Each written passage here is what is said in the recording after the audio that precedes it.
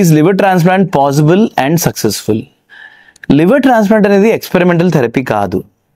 Liver transplant almost ఇప్పుడు 1970s నుంచి almost 50 ఏళ్లగా ప్రపంచవ్యాప్తంగా అవుతూనే ఉంది.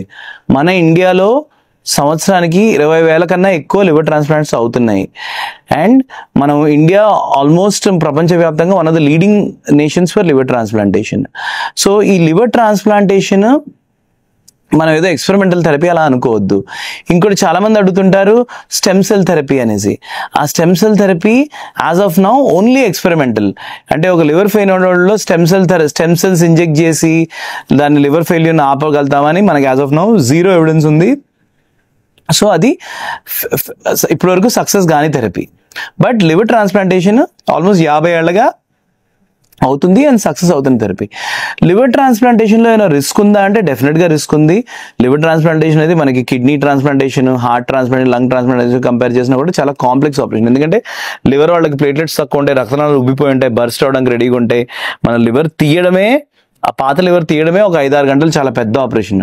మళ్ళీ కొత్త లివర్లో ఇప్పుడు కిడ్నీ ట్రాన్స్ప్లాంట్లో కిడ్నీ ఫెయిల్ అయితే డయాలసిస్ వచ్చి మేనేజ్ చేసుకోవచ్చు. లివర్ డయాలసిస్ అంత ఎఫెక్టివ్ కాదు. లివర్కి ఆల్మోస్ట్ 800 కన్నా ఎక్కువ ఫంక్షన్స్ ఉంటాయి.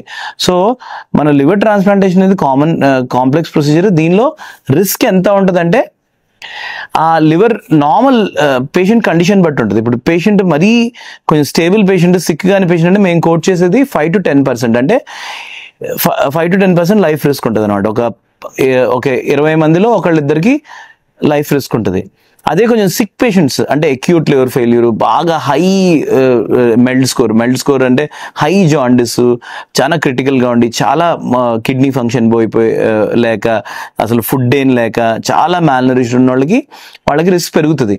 అది 10 to 20%. అంటే 10 మందిలో ఒకళ్ళిద్దరు చనిపోతారు. దానిలో 20 మందిలో ఒకళ్ళిద్దరు చనిపోతారు, దీనిలో 10 మందిలో ఒకళ్ళిద్దరు చనిపోతారు. సో ఇంకా క్రిటికల్ ఉన్న పేషెంట్స్ ఇంకా రిస్క్ పెరుగుతుంది. సో లివర్ ట్రాన్స్ప్లాంట్లో డెఫినెట్గా రిస్క్ ఉంటుంది.